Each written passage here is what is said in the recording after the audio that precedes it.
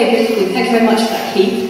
I've got about 10 minutes just to say a few words, really, about the campaign and why it's still so relevant and how it's going. Just to explain my background, I used to work in MI5, and along with David Shaler, we blew the whistle on a false flag terrorist attack in Libya in 1996. That was an attempt to assassinate Colonel Gaddafi. The attempt was carried out by so-called Islamic extremist terrorists in Libya. The attack went wrong, and it was also illegal under British law. Now, the attack was funded by MI6, and this is why David and I left MI5, and this is why we went public about our concerns about the crimes of MI5 and MI6. So I just want to say that as a sort of a contextual background, because what we're really discussing tonight is the possibility of a false flag terrorist attack on 9/11. Certainly, what is clearly established now in terms of a growing body of evidence is that the official version of what happened on 9/11 just does not add up. And we can tell that from eyewitness testimony, we can tell that from whistleblower testimony, and we can see that from scientific evidence. How far you go from that point is really your personal journey, what you can discover and do your own research. But I can say categorically that there is a very good chance that this was an inside job, carried out by rogue elements of the American administration. And the only thing that makes that possibility unique is the sheer scale and horror of that day. Because false flag terrorism is a standard weapon in the arsenals of governments and spies. Britain used it in the Libyan plot. Mossad certainly uses it on a number of occasions, one of which, again, David Shaler blew the whistle on, which was the bombing of the Israeli embassy back in 1994 in London. There was another bombing against a Jewish interest section in Buenos Aires that year as well, which has now been established, which has been carried out by Mossad by a judicial inquiry in Argentina. And also the case of tragic Alexander Litvinenko. Now, it's interesting in the British press before Christmas, they always described him as a Russian dissident. He was, but he was also a Russian whistleblower. And again, what he blew the whistle on was state-sponsored false flag terrorism. In this case, some apartment blocks were bombed in Moscow in 1999, and that was blamed on the Chechens, and that was used as the pretext for the atrocious war in Chechnya, which has seen whole-scale abuses of human rights. Now, it turns out, of course, that that was carried out by the modern, fluffier, rebranded version of the KGB, which is now called the FSB. That is what Litvinenko blew the whistle on, and that might well be the reason why he pays the ultimate price.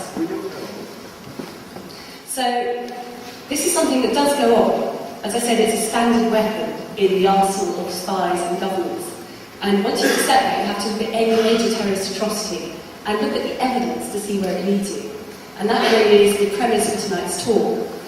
And also to look at how an atrocity like that can be used. I mean, the way that 9/11 has been used is just appalling.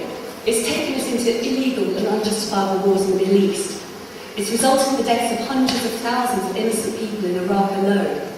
And it's also the pretext for a whole-scale erosion of our traditional freedoms and our civil liberties in this country, and in the States, you hear from me. They're bringing in sweeping draconian anti-terrorism legislation, which can be used against any of us. They are bringing in all sorts of acts of parliament that can just, at a sweep of a ministerial pen, quarantine us, stop us associating like this to talk about political ideas. They can even sequester our homes and demolish them under the Civil Contingency Act without any financial reparation due to the owner of that home. Have a look at it and read it, it's frightening. And of course, the other horrors that are now going on in the UK in the name of the war on terror protecting us. Things like the fact that rendition flights, torture flights, are landing and refueling in our airports. Things like the fact they are putting innocent people in prison without trial for indefinite periods of time. Things like wanting to bring in an ID card and probably take it on to turning that into a microchip whereby they control us. This is frightening. We are sliding almost blindly into a totalitarian state, and we need to do something about this. And this is why the 9/11 truth movement is growing exponentially around the globe at the moment. People can see how 9/11 has been used. People can see where we're going because of 9/11. And it's not that it's the be-all and end-all, the 9/11 Truth campaign. But the point is, we all know these abuses go on behind the scenes. But because 9/11 itself is so easy to expose as lies, and there's fabrication. That is why we can knock it out. It's like a keystone in the edifice of lies given to us by our Western governments. So if we can all make ourselves aware, do the research ourselves, don't believe what I'm saying tonight, but do your own research. There's a whole wealth of information out there. Make yourself aware, make your friends and family aware, your wider community, your MP. And let's just say this is enough, it's just enough. You've got to draw a line in the sand. We are not going to be gulled into further illegal wars or a possible strike against Iran. And I find it interesting as well today. I've just got two little pieces. One was a reply from the Scottish Stop the War Coalition. They had a very successful meeting here earlier today. And Keith, our organiser, asked if William could address the meeting. But they still turned around and said they would not have a speaker from the 9/11 Truth campaign. The reason why the offer of a speaker was not supported was because, one, we already had a large number of speakers for a one-day conference, and two, the issue of conspiracy theory is not the most pressing at this point in time.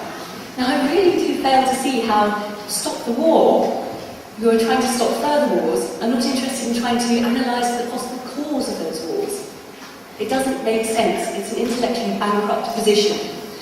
And I have to say, the 9/11 issue may have started out possibly as a fringe issue on the internet, and I'm sure most people in the Stop the War Coalition don't read the Daily Mail, but perhaps they should have done today. There's a 2-page spread laying out all the key information about why the official version of 9/11 is a crock of lies. So this is going mainstream, and it's going mainstream fast, and our movement is growing fast around the globe. We've got to use it to stop a possible invasion of Iran. We've got to use it to stop totalitarianism creeping into our country. So please, do get involved. Give your details to Keith. Just spread the word. As I said, do your own research, raise your awareness. This is too important not to do at this stage. We do not want to be the generation that gives away our democracy in our country, and our children have to live in a police state, and that is the way we are going.